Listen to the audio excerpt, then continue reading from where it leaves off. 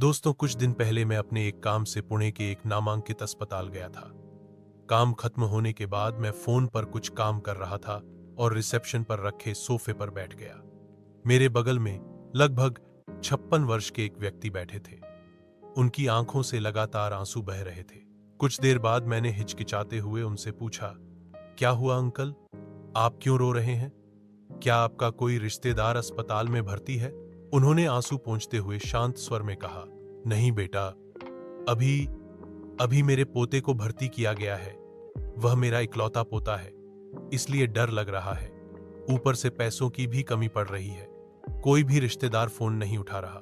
सोचता हूं, अगर उसे कुछ हो गया तो मेरी जिंदगी किस सहारे कटेगी? मैंने पूछा, इसके पिताजी कहाँ हैं? अंकल ने गहरी सांस लेते हुए जवाब दिया, 2 महीने पहले मेरे बेटे ने आत्महत्या कर ली। मैं चौंक गया और धीरे से पूछा, ऐसा क्यों हुआ? उन्होंने दुख भरे स्वर में कहा, क्या बताऊं बेटा, मेरा बेटा बहुत होशियार था। हमारे गांव में सबसे ज्यादा पढ़ा लिखा और समझदार माना जाता था। लेकिन ऑनलाइन खेलों जैसे जंगल रम्मी का उसे ऐसा नशा लगा कि उसने लगभग 15 लाख रुपए बर्बाद कर दिए। यहां तक कि साहूकार से भी करीब 10 लाख उधार लेकर गुंवा दिए। और जब कर्ज का बोझ बढ़ गया तो उसने जिंदगी ही खत्म कर ली। मैं सब समझ गया। एक वृद्ध दादाजी अपने पोते का इलाज करवा रहे थे और अपने बेटे की मौत का दर्द भी झेल रहे थे। मैंने उनके कंधे पर हाथ रखकर ढांढस बंधाया और कहा, चिंता मत कीजिए अंकल, यह कठिन समय भी निकल जाएगा। हम सब समय के चक्र में बौंधे हैं। यहाँ कोई अमर नहीं है, सब ठीक हो जाएगा। समय कभी किसी के लिए रुकता नहीं। वे आगे बोले, क्या बताऊं बेटा, हमारी जिंदगी नरक बन चुकी है। लोग पैसे मांगने के लिए घर पर आ जाते हैं। बच्चों की स्कूल फीस तक भरने के लिए हमारे पास पैसे नहीं हैं। मैंने उन्हें फिर सांत्वना दी और कहा, अपने आप पर भरोसा रखिए अंकल, सब धीरे धीरे ठीक हो जाएगा। इतने में उनका एक रिश्तेदार आया और उन्हें बुलाकर मरीज के कमरे की ओर ले गया। मैं वहीं 2 मिनट तक चुपचाप बैठा रहा, सोचता रहा, मैं इनसे और क्या कह सकता था? क्या सचमुच भारत प्रगति कर चुका है? पता नहीं महाराष्ट्र के ग्रामीण और शहरी इलाकों में ऐसे कितने ही परिवार होंगे जो इन ऑनलाइन खेलों और प्लेटफॉर्म्स की वजह से बर्बाद हो चुके हैं। आज के डिजिटल युग में ऑनलाइन गेमिंग प्लेटफॉर्म जैसे जंगली रम्मी और 3 पैटी ने लाखों भारतीयों को अपनी तरफ आकर्षित किया है। ये गेम्स अपनी लुभावनी विजेताओं की कहानियों और आसान पैसे कमाने के वादे से लोगों को धोखा दे रहे हैं। भारत में इन खेलों की लत की वजह से आत्महत्याओं की घटनाएं बढ़ रही हैं। लोग अपनी सारी जमा पूंजी हारने के बाद खुद को नकारात्मक हालातों में पाते हैं। कुछ तो इतनी नजदीकी दबाव में होते हैं कि वे आत्महत्या कर लेते हैं। यहाँ पर एक बड़ा सवाल उठता है, क्यों लोग अपनी कड़ी मेहनत की कमाई और परिवार का भविष्य दांव पर लगा देते हैं? क्या यह सिर्फ एक खेल है या फिर इसमें कहीं ना कहीं उनका जीवन बर्बाद हो रहा है? एक ओर जहां यह गेम्स कुछ लोगों को बड़ा पैसा कमाने का सपना दिखाती हैं, वहीं दूसरी ओर यह किसी के लिए तबाही का कारण बन जाती हैं। एक ओर कुछ चुनिंदा लोग हैं जो इन प्लेटफार्मों से करोड़ों की कमाई कर रहे हैं, जबकि दूसरी ओर लाखों परिवार गरीबी और कर्ज में डूब रहे हैं। भारत में कई ऐसे उदाहरण हैं जहां कुछ लोग इन गेम्स से इतना पैसा कमाते हैं कि वे और भी अमीर बन जाते हैं। लेकिन इसके विपरीत वही प्लेटफॉर्म लाखों गरीब परिवारों के लिए खतरनाक साबित हो रहे हैं। जंगली रम्मी, 3 पार्टी जैसे प्लेटफार्मों पर पैसे गंवाने से कोई भी इंसान अपनी जिंदगी में मानसिक तनाव, अवसाद और अकेलापन महसूस करता है। जहां कुछ लोग बड़े निवेशकों और प्लेटफार्मों के लाभार्थी बनकर अमीर होते जा रहे हैं, वहीं गरीब अपने पैसे खोकर और भी गरीब हो रहे हैं। यह आर्थिक असमानता सिर्फ मानसिक स्वास्थ्य के लिए नहीं, बल्कि समाज के लिए भी खतरनाक साबित हो रही है। हर आत्महत्या सिर्फ एक व्यक्ति की नहीं, बल्कि उस परिवार की भी होती है जिनके लिए यह खड़ी मुश्किलें और दर्द कभी खत्म नहीं होते।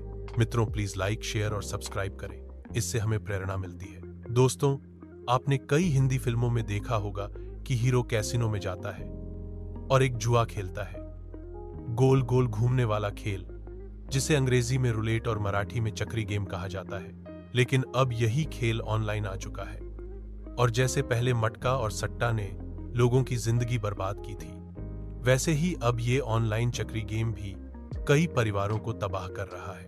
हाल ही में कुछ चौंकाने वाली खबरें सामने आईं। दहजा सोलापुर के कुर्डुवाड़ी में एक किसान ने इस गेम के चक्कर में 90 लाख रुपए गंवा दिए। सिर्फ सोलापुर जिले में ही करीब 1000 लोगों को 36 करोड़ रुपए का चूना लगा। और नासिक में एक 16 साल के लड़के ने ऑनलाइन गेम में हारकर अपनी जान तक दे दी। आज हम समझेंगे ये चक्री गेम कैसे चलता है, लोग इसमें कैसे फंसते हैं और विधानसभा में इस पर क्या चौंकाने वाली जानकारी सामने आई है। असल कैसिनो में एक गोल चक्री होती है जिस पर 1 से 38 तक नंबर लिखे होते हैं। खिलाड़ी किसी भी नंबर पर सिक्का यानी कॉइन लगाता है, फिर चक्री घूमती है और उसके साथ एक सफेद गेंद भी। जैसे ही चक्री रुकती है, गेंद जिस नंबर पर ठहरती है वही विजेता होता है। यही है असली कैसिनो का चक्री गेम, लेकिन अब इसका नकली ऑनलाइन वर्जन बनाया गया है जहां लोग मोबाइल पर खेलते हैं और वहीं सबसे बड़ा धोखा शुरू होता है। बाहरी राज्यों से बैठे स्कैमर्स यहां के लोकल एजेंट्स को पकड़ते हैं। एजेंट लोगों को एक लिंक भेजते हैं। लिंक खोलते ही फन गेम या डैशबोर्ड खुलता है। फिर खिलाड़ियों को एजेंट से अकाउंट नंबर और पासवर्ड मिलता है। लॉगिन करते ही स्क्रीन पर वही नकली चक्री गेम दिखता है। लोगों को लालच दिया जाता है, डन 1 रुपए का दाम लगाओ और जीतने पर 36 रुपए मिलेंगे। लेकिन सच्चाई यह है कि कोई जीत ही नहीं पाता। हर बार बैलेंस खत्म होता है और नया अकाउंट दिया जाता है। धीरे धीरे इंसान अपना सब कुछ हार जाता है। सोलापुर के बार्शी, माढ़ा और माशिरस तालुका इस नशे की चपेट में आ चुके हैं। सैकड़ों युवाओं ने इसमें पैसा डाला, किसी ने खेत बेच दिया, किसी ने घर के गहने गिरवी रखे, छला और कई लोगों ने साहूकार से कर्ज लेकर खेला, पर नतीजा सब कुछ हार गए। रिपोर्ट के मुताबिक सिर्फ सोलापुर जिले में ही 1000 लोगों ने मिलकर लगभग 36 करोड़ रुपए गंवा दिए।